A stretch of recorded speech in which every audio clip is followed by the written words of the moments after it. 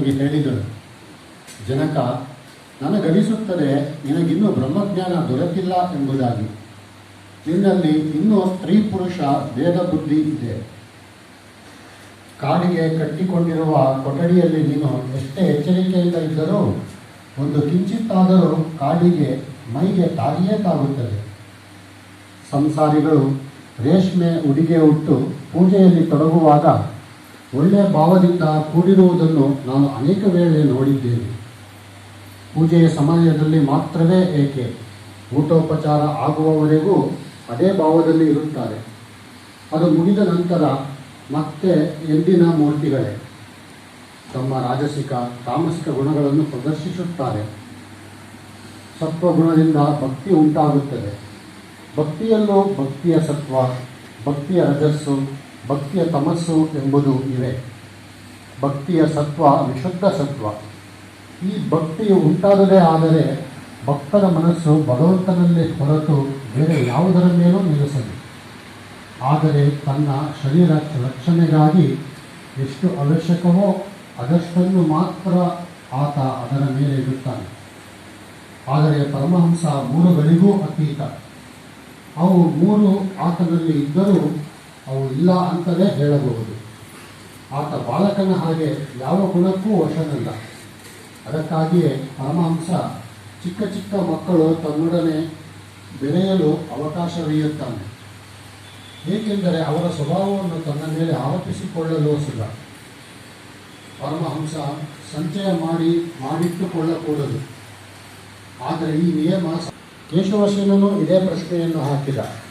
ನಾನು ಆತನಿಗೆ ಹೇಳಿದೆ, ಅದನ್ನು ನಾನು ನಿನಗೆ ವಿವರಿಸಿ ತಿಳಿಸಿದ್ದೇ ಆದರೆ ನಿನ್ನ ಸಮಾಜ ಒಂದು ನಿಮಿಷವೂ ಉಳಿದಿರದು.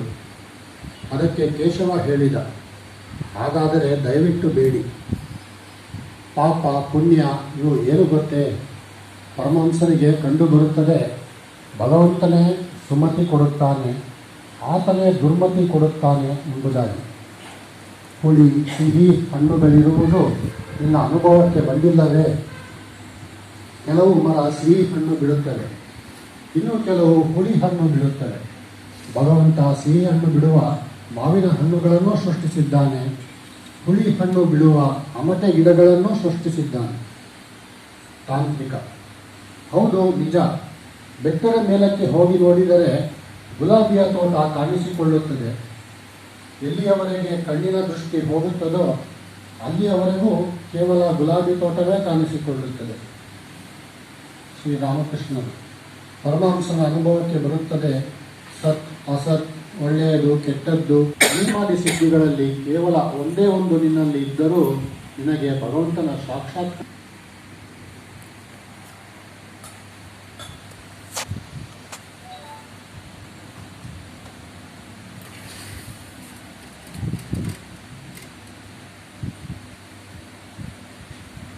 ಎಲ್ರಿಗೂ ನಮಸ್ಕಾರ.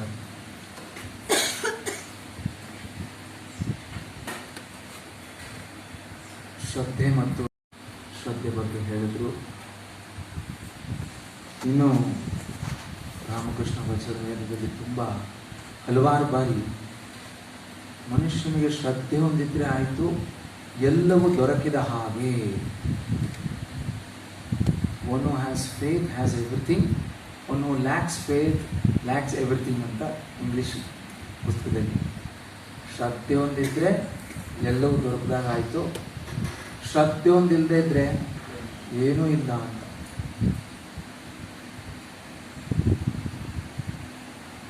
ಏನಿದು ಶ್ರದ್ಧೆ ಅಂದರೆ?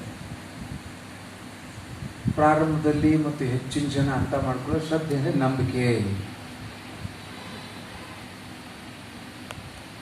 ಶ್ರದ್ಧೆಗೂ ನಂಬಿಕೆಗೂ ಹೋಲಿಕೆನೇ ಇಲ್ಲ. ಹಾಗಾದ್ರೆ ಏನಿದು ಶ್ರದ್ಧೆ ಅಂದರೆ? ಮನುಷ್ಯನ ಮನಸ್ಸಿನಲ್ಲಿ ಒಂದು 5 ವಿಶೇಷವಾದಂಥ ಸಾಮರ್ಥ್ಯ ಇದೆಯಂತೆ. Special capacity. ಧೀ ಅಂತ ಒಂದು ಧೀ, ಧೃತಿ, ಸ್ಮೃತಿ, ಶ್ರದ್ಧಾ, ಮೇಧಾ. ಬಹಳ ವಿಶೇಷವಾದಂಥ ಸಾಮರ್ಥ್ಯಗಳು ಮನುಷ್ಯನ ಮನಸ್ಸಲ್ಲಿ ಪ್ರತಿಯೊಬ್ಬರಿಗೂ ಇರುವಂಥದ್ದು. ಯಾರ್ಯಾರು ಎಷ್ಟೆಷ್ಟು ಜಾಗೃತಿ ಮಾಡ್ಕೊಂಡಿದ್ದಾರೋ ಅದು ಅವ್ರಿಗೆ ಬಿಟ್ಟಿತ್ತು. ಧೀ ಅಂದರೆ ನಾವು ಈ ಗಾಯತ್ರಿ ಮಂತ್ರದಲ್ಲಿ ಧಿಯೋ ಯೋನ ಪ್ರಚೋದಯ ಬರ್ತದೆ. ಧೀ ಅಂತ ಹೇಳಿದ್ರೆ ಇಂಗ್ಲೀಷ್ನಲ್ಲಿ ಹತ್ರ ಆ ಥರ ಹೇಳ್ಬೋದು ನಾವು, ಇಂಟ್ಯೂಷನ್ ಅಂತ. ಏನೋ ಒಂದು ಒಳಗಡೆಯಿಂದ ನನಗೆ ಗೊತ್ತಾಗ್ತಾ ಇದೆ, ಇದು ಸರಿ ಇದೆ, ಇದು ಸತ್ಯವಾಗಿದೆ ಅಂತ ಗೊತ್ತಾಗ್ತಾ ಇದೆ, ಇಂಟ್ಯೂಷನ್ ಅಂತ. ಅದನ್ನು ನಾವು ಧೀ ಅಂತ ಕರೆಯೋದು. ಧೃತಿ ಅಂತ ಹೇಳಿದ್ರೆ ಇಚ್ಛಾಶಕ್ತಿ ಅಥವಾ ಹಿಡಿದಿದ್ದನ್ನು ಮಾಡುವಂಥ ಒಂದು ಛಲ, ಡಿಟರ್ಮಿನೇಷನ್, ವಿಲ್ ಪವರ್ ಅಂತ. ಸ್ಮೃತಿ, ಸ್ಮೃತಿ ನಮಗೆಲ್ಲ ಗೊತ್ತಿದೆ, ನೆನಪಿನ ಶಕ್ತಿ. ಸಾಮಾನ್ಯ ವಿಷಯಗಳ ಕುರಿತಾಗಿ ನೆನಪಿನ ಶಕ್ತಿ ಇರ್ತದೆ ಎಲ್ರಿಗೂ. ಆದರೆ ಈ ಸ್ಮೃತಿ ಅಂತ ಹೇಳಿದ್ರೆ ಸ್ವಲ್ಪ ಎತ್ತರದ್ದು ಸಾಮರ್ಥ್ಯ ಇದೆ. ಭಗವಂತನನ್ನು ನೆನಪಿಡುವಂಥದ್ದು ಮತ್ತು ನನ್ನ ನಿಜ ಸ್ವರೂಪವನ್ನು ನೆನಪಿಡುವಂಥದ್ದು, ಅದಕ್ಕೆ ಸ್ಮೃತಿ ಅಂತ ಹೆಸರು. ಸಾಮಾನ್ಯ ಸ್ಮೃತಿನೂ ಹೌದು, ನೀವ್ಯಾರು ನಾನು ಯಾರು ಅದು ಇದು ಎಲ್ಲ ಗೊತ್ತಿರ್ತದೆ ನಮಗೆ, ಅದು ಸ್ಮೃತಿನೇ. ಇದು ಬಹಳ ವಿಶೇಷವಾದಂಥ, ಅದನ್ನೇ ಇನ್ನೊಂದು ಸ್ವಲ್ಪ ಶುದ್ಧಿಗೊಳಿಸಿ ಎತ್ತರ ಮಾಡ್ಬೋದು, ಆ ಥರ ಸ್ಮೃತಿ ಇದು. ನಾಲ್ಕನೇಕ್ಕೆ ಶ್ರದ್ಧೆ ಅಂತ ಹೇಳಿರೋದು. ಧೀ, ಧೃತಿ, ಸ್ಮೃತಿ, ಶ್ರದ್ಧಾ. ಶ್ರದ್ಧೆ ಅಂತ ಹೇಳಿಬಿಟ್ರೆ ಇಲ್ಲಿ ಒಂದು ಅವಿಚಲವಾದಂಥ ವಿಶ್ವಾಸ, ಡೀಪ್ ಕನ್ವಿಕ್ಷನ್ ಅಂತ.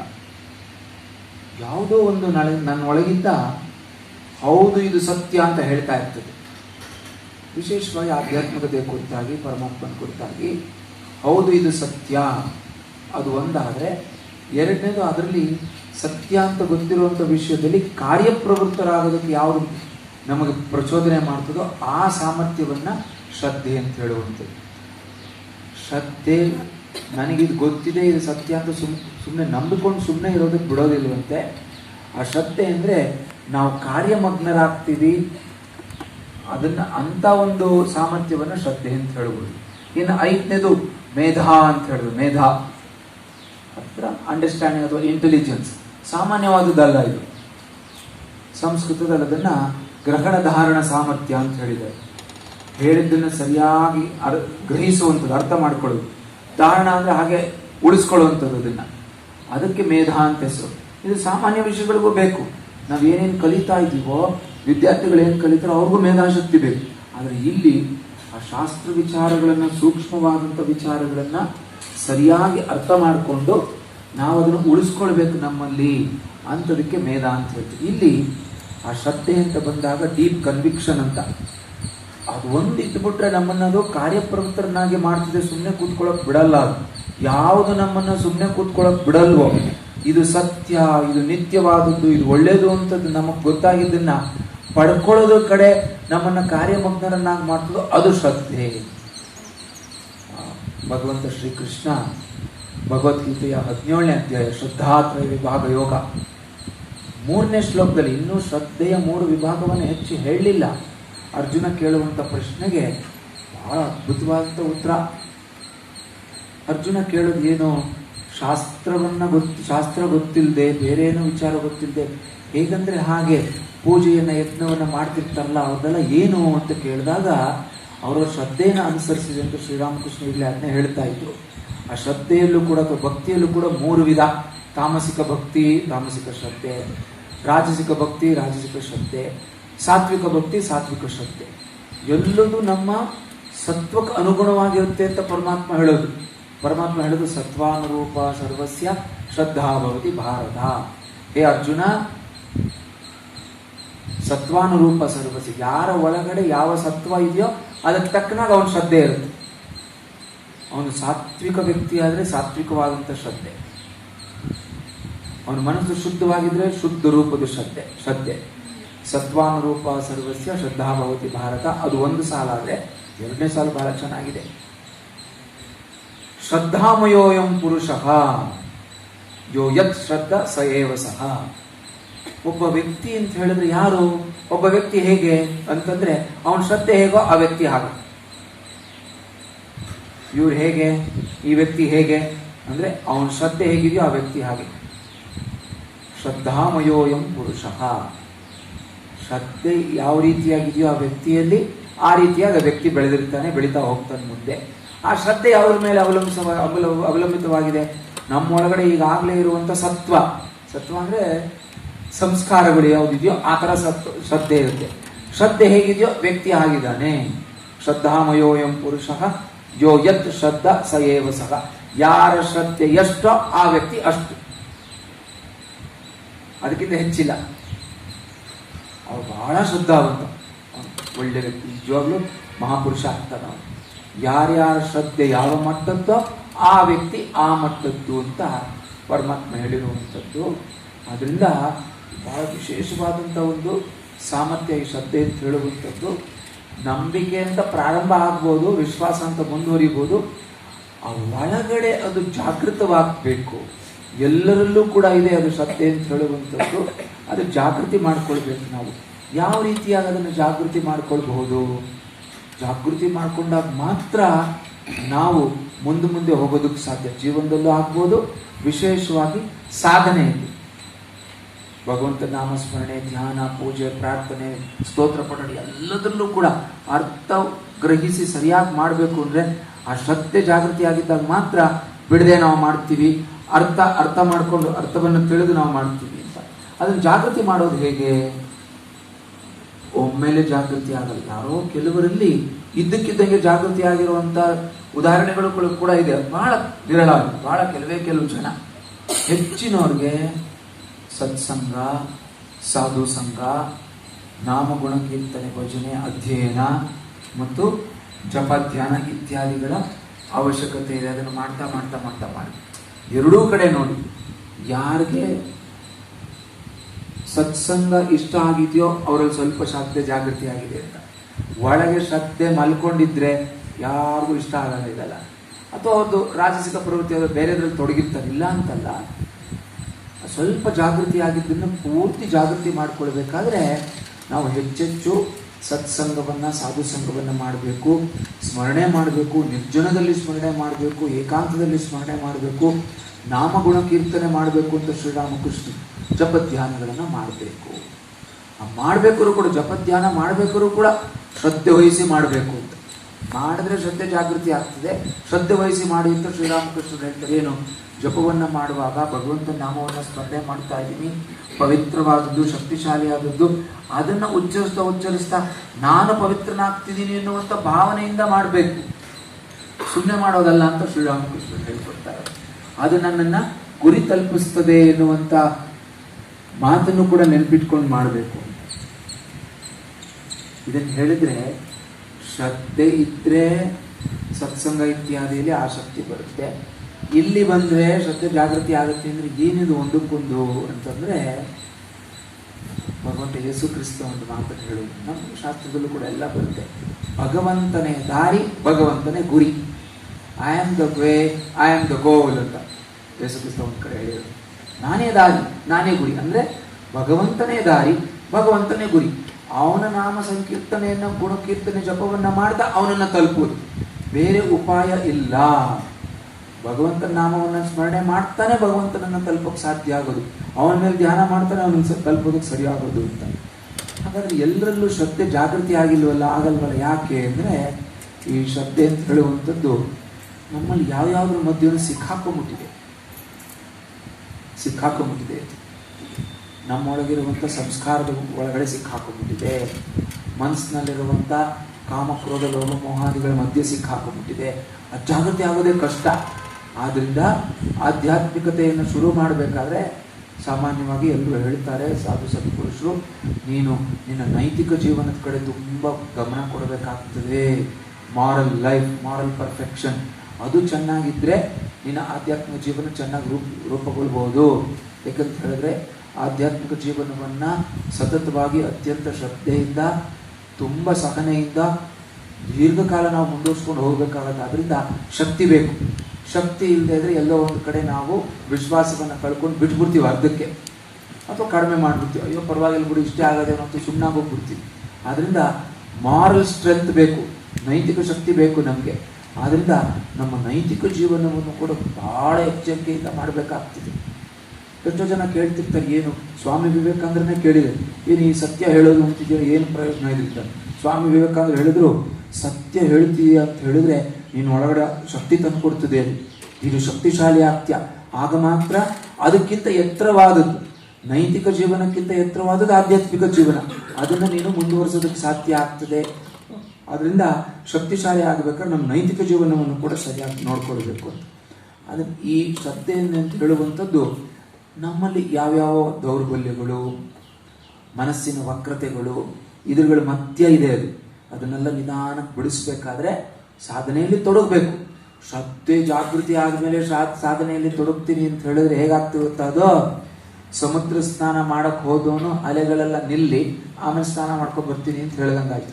ಅದ್ರ ಮಧ್ಯನೇ ಸ್ವಲ್ಪ ತೋರಿ ನಾವು ಮಾಡ್ತಾ ಮಾಡ್ತಾ ಮಾಡ್ತಾ ಈ ಮನಸ್ಸಿನ ವಕ್ರತೆಗಳೆಲ್ಲ ಕಡಿಮೆ ಆಗ್ತದೆ, ನೈತಿಕ ಶಕ್ತಿ ಹೆಚ್ಚಾಗ್ತದೆ ನಮ್ಮಲ್ಲಿ. ಮತ್ತು ನೈತಿಕ ಜೀವನವನ್ನು ನಡೆಸೋದಕ್ಕೆ ಕೂಡ ನಮ್ಮ ಇಚ್ಛಾಶಕ್ತಿಯ ಅರಿವನ್ನು ಉಪಯೋಗಿಸಿ ನಾವು ಮಾಡಬೇಕು. ಜೊತೆಗೆ ಭಗವಂತನ ಸ್ಮರಣೆಯನ್ನು ಕೂಡ ಮಾಡಬೇಕು. ಆಗ ಯಾವಾಗ ಶ್ರದ್ಧೆ ಅಂತ ಹೇಳುವಂಥದ್ದು ನಿಧಾನವಾಗಿ ಬಿಡಿಸ್ಕೊಳ್ತಾ ಬರ್ತದೋ ಆ ವ್ಯಕ್ತಿ ಮುಂದೆ ಮುಂದೆ ಹೋಗೋದಕ್ಕೆ ಸಾಧನೆಯಲ್ಲಿ ಸಾಧ್ಯ ಆಗ್ತದೆ. ಆಗ ವ್ಯಕ್ತಿ ಹಿಡಿದು ಮಾಡ್ತಾನೆ, ಏನಾದರೂ ಅಷ್ಟೇ, ಯಾವ ಕೆಲಸವನ್ನಾದರೂ ಅಷ್ಟೇ ಹಿಡಿದು ಮಾಡ್ತಾನೆ. ಎಲ್ಲದಕ್ಕಿಂತ ಕಷ್ಟವಾದದ್ದು, ಸೂಕ್ಷ್ಮವಾದದ್ದು ಅಂದರೆ ಆಧ್ಯಾತ್ಮಿಕ ಸಾಧನೆ. ಅದನ್ನೇ ಹಿಡಿದು ಮಾಡ್ತಾನೆ ಅಂತ ಹೇಳಿದ್ರೆ ಬೇರೆ ಎಲ್ಲದರಲ್ಲೂ ಕೂಡ ಅವನು ಅದೇ ರೀತಿಯಾದ ಪ್ರವೃತ್ತಿಯನ್ನು ತೋರಿಸ್ತಾನೆ. ಎರಡನೇ ವಿಚಾರ, ಭಗವತ್ ಕೃಪೆ ಬಗ್ಗೆ ಎರಡು ಮಾತನ್ನು ಹೇಳಬೇಕು. ಇಂಗ್ಲಿಷ್ನಲ್ಲಿ ಗ್ರೇಸ್ ಅಂತ ಹೇಳ್ತಾರೆ. ಎಲ್ಲಿ ನಿಷ್ಠೆ ಇದೆಯೋ, ಎಲ್ಲಿ ಪ್ರಯತ್ನವಿದೆಯೋ ಅಲ್ಲಿ ಭಗವತ್ ಕೃಪೆ ಇದೆ ಅಂತ. ನಾವು ತಿಳ್ಕೊಳ್ಳೋದೇನು, ಭಗವಂತನ ಕೃಪೆ ಆದರೆ ನಾನು ಪ್ರಯತ್ನ ಮಾಡ್ತೀನಿ ಅಂತ. ಆದರೆ ಎಲ್ಲಿ ಪ್ರಯತ್ನ ಇದೆಯೋ, ಎಲ್ಲಿ ನಿಷ್ಠೆ ಇದೆಯೋ ಅಲ್ಲಿ ಭಗವತ್ ಕೃಪೆ ಇರ್ತದೆ. God's grace comes in the form of self effort. ಯಾಕೆ ಅದು ಅಂತ ಹೇಳಿದ್ರೆ, ಯಾವ ವ್ಯಕ್ತಿಯಲ್ಲಿ ಶ್ರದ್ಧೆ ಜಾಗೃತವಾಗಿದೆಯೋ ಅವನು ನಾನು ಮಾಡಬೇಕು, ನಾನು ಗುರಿ ಮುಟ್ಲೇಬೇಕು ಎನ್ನುವಂಥ ಛಲ ಬರ್ತದೆ ಅವನಿಗೆ. ಆ ಥರ ಛಲ ಬಂತು ಅಂತ ಹೇಳಿದ್ರೆ ಅದು ಭಗವತ್ ಕೃಪೆಯ ಅಭಿವ್ಯಕ್ತತೆ. It's a manifestation of God's grace. ಸುಮ್ಮನೆ ಆಗಲ್ಲ ಅದು. ಸೋಮಾರಿಗಳಿಗೆ ಕೃಪೆ ದೂರ, ವಕ್ರ ಬುದ್ಧಿಯವ್ರಿಗೆ ಕೃಪೆ ದೂರ. ಸೋಮಾರಿತನವನ್ನು ಬಿಟ್ಟು ಯಾರು ಮಾಡ್ತಾರೋ, ನಿಷ್ಠೆಯಿಂದ ಮಾಡ್ತಾರೋ, ಪ್ರಯತ್ನಪೂರ್ವಕವಾಗಿ ಮಾಡ್ತಾರೋ, ಉದ್ದೇಶ ಅರಿತು ಮಾಡ್ತಾರೋ ಅವರಲ್ಲಿ ಭಗವತ್ ಕೃಪೆ ಹರಿತಾ ಇದೆ. ಈಗಾಗಲೇ ಅಂತಂದ್ರೆ ಆ ಕೃಪೆಯನ್ನು ಆ ವ್ಯಕ್ತಿ ಬಳಸ್ಕೊತಿದ್ದಾನೆ, ಬಳಸ್ತಾ ಬೆಳೀತದೆ ಅದು ಅನ್ನೋ ವಿಷಯವನ್ನ ನಾವು ನೆನ್ಪಿಟ್ಕೊಂಡಿರ್ಬೇಕು. ಎರಡನೇ ಮಾತೊಂದು ಹೇಳ್ತಾರೆ ಕೃಪೆ ಬಗ್ಗೆ. ಭಗವಂತನ ಕೃಪೆಗೋಸ್ಕರ ಖಂಡಿತವಾಗ್ಲೂ ಪ್ರಾರ್ಥನೆ ಮಾಡಬೇಕು, ಯಾವುದು ತಪ್ಪಿಲ್ಲ ಅದರಲ್ಲಿ. ನಮ್ಮಲ್ಲಿ ಏನೇನೋ ದೌರ್ಬಲ್ಯಗಳಿರ್ಬೋದು, ಇನ್ನು ನಾನು ಹೆಚ್ಚು ಶಕ್ತಿಶಾಲಿ ಆಗಬೇಕಾಗಿದೆ, ನ್ಯೂನ್ಯತೆಗಳಿರ್ಬೋದು. ಅದರಿಂದ ಅದನ್ನೆಲ್ಲ ದೂರ ಮಾಡೋ ಪರಮಾತ್ಮ ಅಂತ ಭಗವಂತನಲ್ಲಿ ಪ್ರಾರ್ಥನೆ ಮಾಡಬೇಕು. ಅವನ ಕೃಪೆ ಆಶೀರ್ವಾದಕ್ಕೋಸ್ಕರ ಪ್ರಾರ್ಥನೆ ಮಾಡಬೇಕು. ಅದ್ರ ಜೊತೆಗೆ ನಾವು ಆ ಕೃಪೆಗೆ ಅರ್ಹತೆಯನ್ನು ಕೂಡ ಪಡ್ಕೋಬೇಕು. ಭಗವತ್ ಕೃಪೆ ಬೇಕು, ನಮಗೆ ಬೇಗ ಆಗ್ಬಿಡ್ಬೇಕು, ಎಲ್ಲ ಸಲ ಹೋಗ್ಬಿಡ್ಬೇಕು ಅಂತ ನಾವು ಅನ್ಕೋತೀವಿ. ಆದರೆ ಆ ಕೃಪೆಯನ್ನು ಪಡೆಯೋದಕ್ಕೆ, ಕೃಪೆಯನ್ನು ಉಳಿಸ್ಕೊಳ್ಳೋದಕ್ಕೆ ನಾವು ಅರ್ಹತೆಯನ್ನು ಪಡಿಬೇಕು. ಇಂಗ್ಲಿಷ್ನಲ್ಲಿ we should become grace worthy. Worthy ಅಂದರೆ ಅರ್ಹತೆ ಇರಬೇಕು ನಮ್ಮಲ್ಲಿ. ಗ್ರೇಸ್ ವರ್ತಿ ಅಂತ ಹೇಳ್ತಾರೆ ಅದನ್ನು. ಭಗವಂತ ನಮ್ಮ ಮೇಲೆ ಕೃಪೆ ಮಾಡ್ಬೇಕಾದ್ರೆ ನಾನು ಒಂದು ಅರ್ಹತೆ ಇರಬೇಕು. ಭಗವಂತ ದಯಾಮಯ ಅದೆಲ್ಲ ಸರಿ, ಆದರೆ ನನ್ನ ಕಡೆಯಿಂದ ಮುಂದೆ ಹೋಗಿ ಮಾಡಬೇಕಾಗ್ತಿದೆ ಅಂತ. ಇಂಗ್ಲಿಷ್ನಲ್ಲಿ ಒಂದು ನಾನು ನೋಡಿ ನೀವು ಕೇಳಿರ್ಬೋದು, God helps those help themselves ಅಂತ. ಭಗವಂತ ಯಾರಿಗೆ ಸಹಾಯ ಮಾಡ್ತಾನೆ? ಯಾರು ತಮಗೆ ತಾವು ಸಹಾಯ ಮಾಡ್ಕೊಳ್ತಾರೋ ಅವರಿಗೆ ಪರಮಾತ್ಮ ಸಹಾಯ ಮಾಡ್ತಾನೆ ಅಂತ. ಇದು ಒಂದು ಮಟ್ಟದ ತನಕ. ಸ್ವಾಮಿ ವಿವೇಕಾನಂದರ ಸಂಭಾಷಣೆಯಲ್ಲಿ ಒಂದು ಕಡೆ ಸ್ವಾಮಿ ಶಿಷ್ಯ ಸಂವಾದ ಅಂತಾನೆ ನಮ್ಮ ಪುಸ್ತಕದಲ್ಲಿ ಹೇಳ್ತಾರೆ, ಗಾಡ್ ಹೆಲ್ಪ್ಸ್ ದೋಸ್ ಹು help themselves and also god helps ದೋಸ್ ಹು ಡು ನಾಟ್ ಹೆಲ್ಪ್ ದೆಮ್ಸೆಲ್ಸ್. ಇದು ಎರಡು ವಿರುದ್ಧವಾಗಿದೆಯಲ್ಲ. ಯಾರು ಪ್ರಯತ್ನಪೂರ್ವಕವಾಗಿ ಮಾಡ್ತಾ ಇದ್ದಾರೋ ಭಗವಂತ ಅವನಿಗೆ ಸಹಾಯ ಮಾಡ್ತಾನೆ ಅಂತ ಒಂದು ಕಡೆ, ಆದ್ರೆ ಯಾರ ಕೈಲಿ ಆಗಲ್ವೋ ಅವ್ರಿಗೆ ಪರಮಾತ್ಮ ಸಹಾಯ ಮಾಡ್ತಾನೆ ಅಂತ. ನಮಗೆ ಸುಲಭ ಉಪಾಯ ಸಿಕ್ತು, ನಾವಲ್ಲಿ ಹೇಳ್ಬಿಡೋದು ನಮ್ಮ ಕೈಲಿ ಏನಾಗ್ಲಿಲ್ಲಪ್ಪ ಕೃಪೆ ಮಾಡ್ಬಿಡೋದು. ಆಗಲ್ಲ, ನಿನ್ನ ಕೈಲಾದಷ್ಟನ್ನೂ ನೀನು ಮಾಡಿ, ಯಾವುದನ್ನೂ ಉಳಿಸ್ಕೊಳ್ಳದೆ ಅಷ್ಟು ಪ್ರಯತ್ನವನ್ನು ನೀವು ಮಾಡಿದ ಮೇಲೆ ದೆನ್ ಯು ಬಿಕಮ್ ಹೆಲ್ಪ್ಲೆಸ್. ಆಗ ನನ್ನ ಕಡೆ ಅಷ್ಟು ಮುಗಿತು, ಇನ್ನೇನಿದ್ರು ಪರಮಾತ್ಮನು ಬಿಟ್ಟಿದ್ದು ಅಂತ ಆ ಶರಣಾಗತಿ ಭಾವ ಬರುತ್ತಲ್ಲ, ಆಗ ಪರಮಾತ್ಮ ಕೈ ಹಿಡಿದು ಎತ್ತಾನೆ. ಅಲ್ಲಿ ತನಕ ಅವನ ಶ್ರದ್ಧೆ ಕೊಡೋದ್ರ ಮೂಲಕ, ಅವನ ಪ್ರಚೋದನೆ ಮಾಡೋದ್ರ ಮೂಲಕ ಅವನ ಪ್ರಚೋದನೆಯಿಂದ ನಾವು ಕಾರ್ಯತತ್ಪರರಾಗಬೇಕು ಅಂತ ಹೇಳಲಾಗಿದೆ ಅಂತ. ಇದು ಒಂದು ವಿಚಾರ. ಇನ್ನೊಂದು, ನೀವೆಲ್ಲ ಕೇಳಿರ್ತೀರಾ, ಆದಿಶಂಕರಾಚಾರ್ಯರು ವಿವೇಕ ಚೂಡಾಮಣಿ ಅಂತ ಗ್ರಂಥವನ್ನು ರಚಿಸಿದ್ದಾರೆ. ಅದರಲ್ಲಿ ಬರುವಂತ ಒಂದು ಮಾತು ಅಂತ ಹೇಳಿದ್ರೆ, ದುರ್ಲಭಂ ತ್ರಯಮೇ ವೈತತ್ ದೈವಾನುಗ್ರಹ ಹೇತುಕ. ದುರ್ಲಭ ಅಂತ ಹೇಳಿದ್ರೆ ಬಹಳ ಕಷ್ಟಪಟ್ಟರೆ ಸಿಗ್ತದೆ. ದುಃಖೇನ ಲಭತಿ ಇದು ದುರ್ಲಭ. ದುಃಖದಿಂದ ಅಂದ್ರೆ ಆ ಥರ ಅಲ್ಲ, ಕಷ್ಟದಿಂದ. ಕಷ್ಟಪಟ್ಟರೆ 3 ಸಿಗುತ್ತೆ. ಆ 3 ದೇವರ ಅನುಗ್ರಹ ಕಾರಣ. ಅದಕ್ಕೆ ದೈವಾನುಗ್ರಹ ಹೇತುಕಂ. ಯಾವುದದು? ಮನುಷ್ಯತ್ವಂ ಮುಮುಕ್ಷುತ್ವಂ ಮಹಾಪುರುಷ ಸಂಶಯ. ಆಚಾರ್ಯರು ಮನುಷ್ಯತ್ವ ಅಂದ್ರೆ ಮನುಷ್ಯ ಜೀವನ ಬರೋದೇ ಭಗವಂತನ ಕೃಪೆಯಿಂದ. ಮುಮುಕ್ಷುತ್ವ ಅಂದ್ರೆ ಮನುಷ್ಯ ಜೀವನ ಬಂದವರು ಅದು ಒಂದು ಮಟ್ಟದ್ದಾಯ್ತು. ಇನ್ನು ಮುಂದೆ ಹೋಯ್ತು ಅಂತಂದ್ರೆ ನಾನು ಮೋಕ್ಷಕ್ಕೆ ಪ್ರಯತ್ನ ಪಡಬೇಕು, ಭಗವಂತನ ಕೃಪೆಗೆ ಪ್ರಯತ್ನ ಪಡಬೇಕು ಅಂತ ಮನಸ್ಸು ಬರುತ್ತಲ್ಲ, ಅದು 2ನೇದು. ಆ ಪ್ರಯತ್ನ ಮಾಡ್ತಿದ್ದೀನಿ ನಾನು. ಅವಾಗ ಮಹಾಪುರುಷರ ಸಂಶಯ ಅಂದ್ರೆ ಸಾಧು ಸಜ್ಜನರ ಸಹವಾಸ ಉಂಟಾಗ್ತದಲ್ಲ, ನನಗೆ ಸತ್ಸಂಗ ಉಂಟಾಗುತ್ತಲ್ಲ, ಅದು ಭಗವಂತನ ಕೃಪೆಯ 3ನೇದು ಅದು ಅಂಶ ಅಂತ ಆಚಾರ್ಯರು ಹೇಳಿದರು. ಮನುಷ್ಯತ್ವ, ಮುಮುಕ್ಷುತ್ವ ಅಂತ. ಮೋಕ್ತುಂ ಇಚ್ಛಾ ಮುಮುಕ್ಷುತ್ವ. ನಾನು ಮುಂದುವರೆದು ನಾನು ಬಂಧನಕ್ಕೆ ಒಳಗಾಗದೆ ಅಂತೋ ಇರೋಂಥವನು ಅಂತ ಗೊತ್ತಾಗಬೇಕು. ಭಗವಂತನಲ್ಲಿ ಭಗವಂತನ ದರ್ಶನ ಪಡ್ಕೊಳ್ಬೇಕು, ಮುಕ್ತಿಯನ್ನು ಪಡಿಬೇಕು ಎನ್ನುವಂಥದ್ದು ಮುಮುಕ್ಷುತ್ವ. ಮಹಾಪುರುಷ ಸಂಶಯ ಗೊತ್ತಾಗ್ತದೆ. ಇದು 3 ಆಯ್ತು. ಇನ್ನೂ ಒಂದಿದೆಯಂತೆ. ಅದನ್ನ ಶ್ರೀರಾಮಕೃಷ್ಣರು ರಾಮಕೃಷ್ಣ ವಚನದಲ್ಲಿ ಹೇಳ್ತಾರೆ ಬಹಳ ಚೆನ್ನಾಗಿ. ಬಂಗಾಳದಲ್ಲಿ ವೈಷ್ಣವ ಸಂಪ್ರದಾಯದಲ್ಲಿ ಇದೊಂದು ಮಾತಿದೆ. ಬಂಗಾಳದೇ ಮಾತು, ಬಂಗಾಳಿ ಭಾಷೆಯ ಮಾತು. ಗುರು ಕೃಷ್ಣ ವೈಷ್ಣವ್ ನೋಡಿ 3 ಆಯ್ತು. ಗುರು ಕೃಷ್ಣ ವೈಷ್ಣವ್ ತೀನೇರ್ ದಯಾ ಹೋಲೋ. ಈ 3 ಜನರ ದಯೆ ಅಥವಾ ಕೃಪೆ ಸಿಕ್ಕಿದೆ. ಗುರು ಕೃಷ್ಣ ವೈಷ್ಣವ್ ತೀನೇರ್ ದಯಾ ಹೋಲೋ ಏಕೇರ್ ದಯೇರ್ ಬಿನ. ಆದರೆ ಇನ್ನೊಂದು ಒಬ್ಬರ ಕೃಪೆ ಇಲ್ಲದೆ ಜೀವ ಚಾರಿಕಾರಿ ಜೀವ ಹಾಳಾಯ್ತು, ಆ ವ್ಯಕ್ತಿ ಹಾಳಾದ. 3 ಜನರ ಕೃಪೆ ಸಿಕ್ತು. ಗುರು ಕೃಷ್ಣ ವೈಷ್ಣವ ಅಂತ ಹೇಳಿದ್ರೆ, ಗುರು ಅಂತಂದ್ರೆ ಮಾರ್ಗದರ್ಶನ ಮಾಡುವಂತ ಗುರು, ಕೃಷ್ಣ ಅಂದ್ರೆ ಭಗವಂತನ ಕೃಪೆನೂ ಆಯ್ತು, ವೈಷ್ಣವ ಅಂತ ಹೇಳಿದ್ರೆ ಸಾಧು ಸಜ್ಜನರ ಕೃಪೆ ಕೂಡ ಆಯ್ತು. ಈ 3 ಜನದ ಕೃಪೆನೂ ಸಿಕ್ತು. ಇನ್ನು ಒಬ್ಬರ ಕೃಪೆ ಇಲ್ಲದೆ ಆ ವ್ಯಕ್ತಿ ಹಾಳಾದ ಅಂತ ಹೇಳಿ ಅಷ್ಟೇ ಹೇಳ್ಬಿಟ್ಟು, ಏನು ಅಂತ ಹೇಳಿಲ್ಲ. ಇನ್ನೊಬ್ರು ಕೃಪೆ ಅಂದ್ರೆ ಯಾರದು? ಇನ್ನೊಬ್ರು ಯಾರು ಅಂತ ಹೇಳಿದ್ರೆ ಆ ಸಾಧಕ ಅಥವಾ ಭಕ್ತನ ಮನಸ್ಸು. ಆ ಮನಸ್ಸಿನ ಕೃಪೆ, ನಮ್ಮ ಮನಸ್ಸಿನ ಕೃಪೆ ನಮ್ಮ ಮೇಲೆ ಇಲ್ಲದೆ ಇದ್ರೆ, ಹೊರಗಡೆ ಅದೆಲ್ಲ ಇದ್ರೂ ಕೂಡ, ಗುರು ಕೃಷ್ಣ ವೈಷ್ಣವರ ಕೃಪೆ ಇದ್ರೂ ಕೂಡ, ಮನುಷ್ಯತ್ವ ಮಹಾಪುರುಷರ ಸಂಶಯ ಇದೆಲ್ಲ ಇದ್ರೂ ಕೂಡ, ಮುಮುಕ್ಷತ್ವ ಅಂದ್ರೆ ಏನೋ ಒಂದ್ ಸ್ವಲ್ಪ ಬಂದಿದೆ ಒಂಥರ ಅಂತಂದ್ರೂ ಕೂಡ ಮುಂದುವರ್ಸ್ಕೊಂಡು ಹೋಗಬೇಕಾದ್ರೆ ನಮ್ಮ ಮನಸ್ಸಿನ ಕೃಪೆ ನಮಗಿರಬೇಕು ಅಂತ ಹೇಳಿದ್ರೆ ಅಲ್ಲಿ ಶ್ರದ್ಧೆ ಇರಬೇಕು, ಪ್ರಯತ್ನ ಇರಬೇಕು, ಛಲ ಇರಬೇಕು, ಅಲ್ಲಿ ಬಿಡದೆ ಮಾಡುವಂಥ ಪ್ರಯತ್ನ ಇರಬೇಕು ಅಂತ ಹೇಳುವಂಥದ್ದು. ಅದಕ್ಕೆ ಅದನ್ನು ಉಳಿಸ್ಕೊಂಡು ಬೆಳೆಸುವಂಥದ್ದು ಎಷ್ಟು ಕಷ್ಟ ಇದೆ. ಈ ಆಧ್ಯಾತ್ಮಿಕ ಜೀವನ ಅಂತ ಹೇಳುವಂಥದ್ದು ತುಂಬ ಸೂಕ್ಷ್ಮ, ಮನಸ್ಸಿನ ಸೂಕ್ಷ್ಮ ಮಟ್ಟದಲ್ಲಿ ನಡಿಬೇಕಾಗಿರೋದು. ನಾವು ಬಾಹ್ಯವಾಗೆಲ್ಲ ಮಾಡ್ತಿರ್ತೀವಿ, ಮಾತಾಡ್ತಿರ್ತೀವಿ, ಮಾತನ್ನು ಕೇಳ್ತೀವಿ, ಭಜನೆ ಮಾಡ್ತೀವಿ, ಪೂಜೆ ಮಾಡ್ತೀವಿ, ಎಲ್ಲ ಸರಿ. ಅದರ ಒಳಗೆ ಇದು ಹೊರಗೆಲ್ಲ ಮಾಡ್ತಿದ್ದೀವಿ, ಅದರದೇ ಆದಂಥ ಸೂಕ್ಷ್ಮ ಅಂಶ ಒಳಗಡೆ. ಈಗ ಪೂಜೆ ನೈವೇದ್ಯ ಮಾಡಿದ್ವಿ, ಬಾಹ್ಯದ ಒಂದು ಅಂಶ ಇದಲ್ಲ, ಅದರದೇ ಒಳಗೊಂದು ಅಂಶ ಇದೆ ಅಲ್ವಾ, ಭಗವತ್ ಭಾವನೆ. ಅದನ್ನು ನಾವು ಉಳಿಸಿ ಬೆಳೆಸಬೇಕಲ್ಲ. ಪ್ರತಿಯೊಂದಕ್ಕೂ ಅದೇ ಆದಂಥ ಸೂಕ್ಷ್ಮ ವಿಚಾರ ಇದೆ. ಅದನ್ನು ಉಳಿಸಿ ಬೆಳೆಸಬೇಕಾದ್ರೆ ನಾವು ನಮ್ಮ ನೈತಿಕ ಜೀವನವನ್ನು ಕೂಡ ತುಂಬ ಎಚ್ಚರಿಕೆಯಿಂದ ಕಾಪಾಡಿಕೊಳ್ಬೇಕು. ಆದರೆ ಸರಿಯಾದ ಶ್ರದ್ಧೆ ಭಕ್ತಿ ಇದ್ದರೆ ನೈತಿಕತೆ ತಾನಾಗೆ ಬಂದ್ಬಿಡುತ್ತೆ ಅಂತ ಕೂಡ ಸಾಧು ಸತ್ಪುರುಷರು ಹೇಳ್ತಾರೆ. ಸರಿಯಾದ ಪ್ರಾಮಾಣಿಕವಾದಂಥ ಭಕ್ತಿ, ತೋರಾಣಿಕೆಯ ಭಕ್ತಿ ಅಲ್ಲ, ಪ್ರಾಮಾಣಿಕವಾದಂಥ ಭಕ್ತಿ. ಅದನ್ನು ಶ್ರೀರಾಮಕೃಷ್ಣರು ರಾಜಸಿಕ ಭಕ್ತ ಅಂತ ಹೇಳ್ತಾ ಇದ್ರು.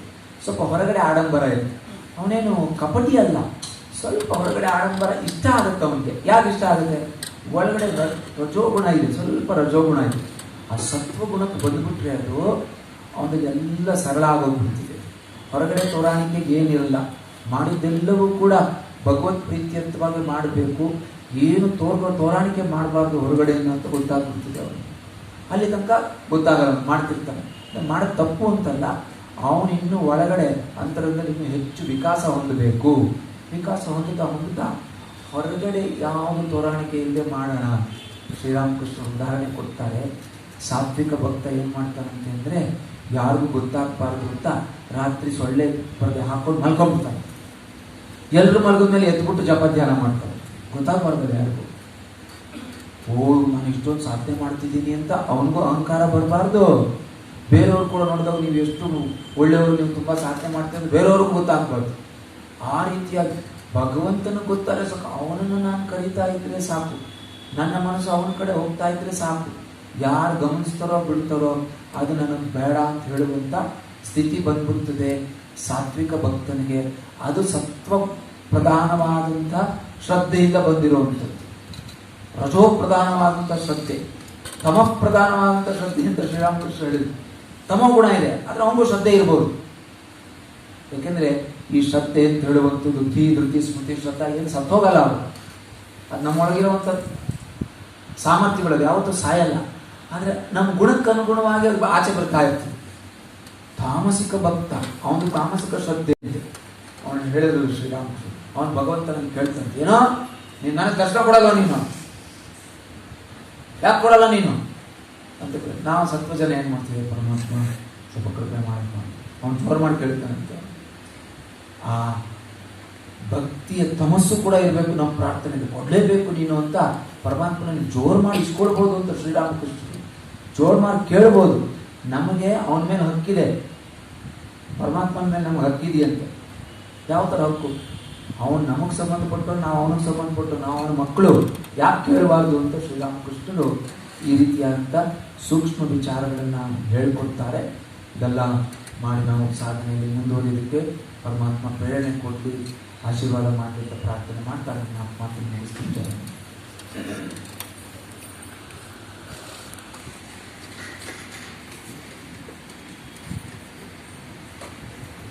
ಆತ್ಮೀಯ ಭಕ್ತರೇ, ಇಲ್ಲಿನ ನಮ್ಮ ಸತ್ಸಂಗ ಕಾರ್ಯಕ್ರಮಕ್ಕೆ ಪೂಜ್ಯ ಸ್ವಾಮಿ ವಿದ್ಯಾಶಾನಂದ ಮಹಾರಾಜರವರು ನಮಗೆ ನಮ್ಮ ಮನವಿಗೆ ಸಮ್ಮತಿಯನ್ನು ಕೊಟ್ಟು ಈ ಸಮಯ ನಮಗೋಸ್ಕರ ಮೀಸಲಾಗಿಟ್ಟು ಕಾರ್ಯಕ್ರಮದಲ್ಲಿ ಭಾಗಿಗಳಾಗಿದ್ದಾರೆ. ಸ್ವಾಮೀಜಿಯವರು ಪ್ರಥಮವಾಗಿ ಶ್ರದ್ಧೆಯ ಬಗ್ಗೆ ಬಹಳ ವಿಶೇಷ ಮಾಹಿತಿಗಳನ್ನು ಕೊಟ್ಟರು. ಶ್ರದ್ಧೆಯ ಬಲ ಹೊಂದಿದ್ದರೆ ಸಾಕು ಅನ್ನೋದನ್ನ ತಿಳ್ಕೊಂಡ್ಬಿಟ್ರೆ ಬಾಕಿದೆಲ್ಲ ಸಂತಾನಾಗಿ ಆಗುತ್ತೆ. ನಮ್ಮ ರಾಮಕೃಷ್ಣ ಮಿಷನ್ನಲ್ಲಿ ಸುಂದರವಾದ ಒಂದು ಹಾಡನ್ನು ರಚನೆ ಮಾಡಿದ್ದಾರೆ. ಶ್ರದ್ಧೆಯ ಸರೋವರದಿ ತಾಯ ನಾಮದ ನೌಕೆ ತೇಲುತ್ತಿದೆ ನೋಡು. ತಾವೆಲ್ಲ ಕೇಳಿರ್ತೀರನ್ನ.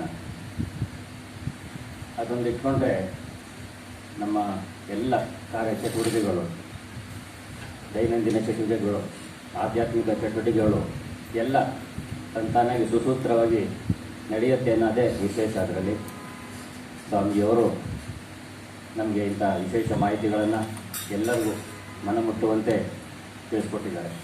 ಸ್ವಾಮಿಜಿಯವರಿಗೆ ನಮ್ಮ ರಾಮಕೃಷ್ಣ ಸೇವಾ ಸಂಘದ ಪರವಾಗಿ ಹಾಗೂ ನಿಮ್ಮೆಲ್ಲರ ಪರವಾಗಿ ಅನಂತ ಧನ್ಯವಾದಗಳನ್ನು, ಶಾಸ್ತ್ರಾಂಗ ನಮಸ್ಕಾರಗಳನ್ನು ತಿಳಿಸ್ತಾ ಇದ್ದೇನೆ.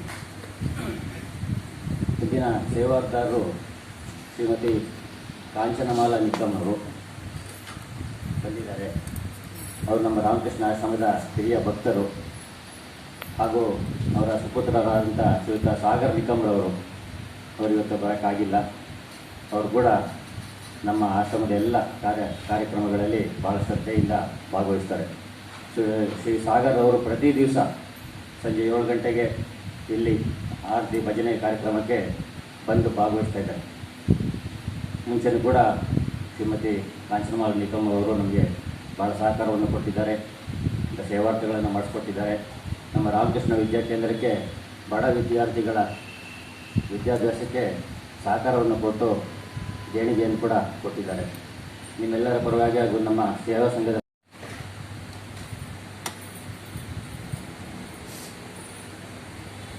ಶ್ರೀಯುತರಿಗೆ ಶ್ರೀಮತಿಯವರಿಗೆ ಫಲ ಸಮರ್ಪಣೆಯನ್ನು ಸ್ವಾಮೀಜಿಯವರು ಮಾಡಬೇಕು ಅಂತ ಕೇಳ್ತಾರೆ.